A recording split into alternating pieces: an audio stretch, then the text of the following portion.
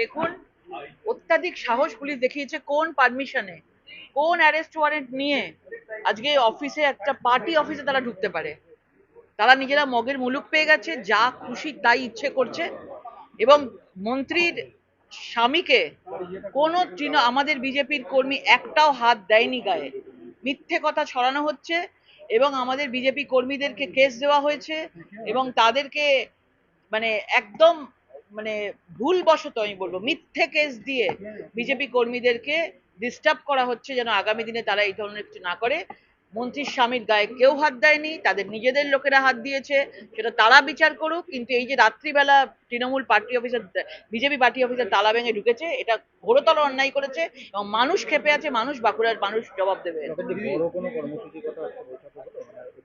না, আমাদের সাংগঠনিক আলোচনা ছিল, যেরকম হয় আমাদের মিটিং, সেগুলোই আলোচনা হয়েছে। ঘাটের ওপর বান্ডিল বান্ডিল টাকা টাকা গুনছেন তৃণমূলের পঞ্চায়েতের সদস্যের ভাই, চাকরি দেওয়ার নাম করে 8 লক্ষ টাকা নেওয়ার অভিযোগ কাঠগড়ায় রুইপুর গ্রাম পঞ্চায়েতের তৃণমূল প্রধানের ভাই।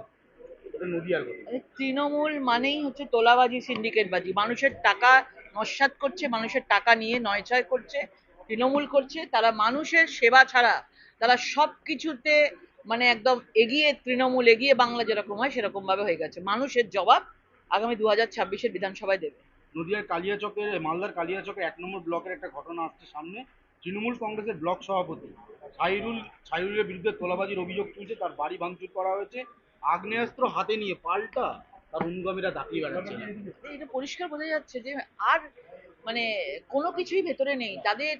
সবকিছু ওপেনলি চলছে, প্রকাশ্যে ডাকাতি, প্রকাশ্যে অস্ত্র নিয়ে ঘোরাঘুরি, এবং তাদেরকে শাস্তি দেওয়ারও কেউ নেই। পুলিশও তৃণমূলের ক্যাডার, ক্রিমিনালও যারা তারাও তৃণমূলের ক্যাডার। মানে মমতা বন্দ্যোপাধ্যায় নিজেদের মানে পুরো দলটাই চোর ডাকাতে মানে সন্ত্রাসবাদীতে ভরে গেছে। প্রধানমন্ত্রী ছবি তুলতে গেছেন, বিমানকে সামনে রেখে ছবি তুলেছেন, আপনারা কোনো তালিকা দিচ্ছেন না কতজন মারা গেছে। সিঁদুর নিয়ে তো কটাক্ষ হয়েছিল, এবার বিমান দুর্ঘটনা নিয়ে কটাক্ষ। এখন যে ছবি দেখানো হয়েছে সেটা সংবাদ সংস্থা এনআই এর ছবি ছিল, সেটাকে বিভিন্নভাবে ক্রপ করে দেখানো হচ্ছে।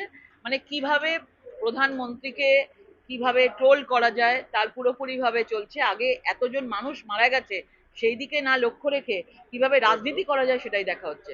কতজন মারা গেছেন না গেছেন আপনারা প্রত্যেকে দেখেছেন যে তাদের লিস্ট এয়ার ইন্ডিয়া বার করেছে এবং ডক্টরদের লিস্ট দিচ্ছে। যারা কেউ যদি না জানতে পারে, পড়তে পারে, সেটা তাদের ফল্ট। আচ্ছা, মহেশতলার ঘটনায় যাকে গ্রেফতার করা হয়েছে নবীন চন্দ্র রায়, তার পরিবারের লোকজন বলছে যে তিনি তিনি তিনি কোনো এরকম ধরনের কাজ করেনি, তাকে ফাঁসানো হচ্ছে। বিজেপি কর্মী বলে বিজেপি ফাঁসানো হচ্ছে RSS।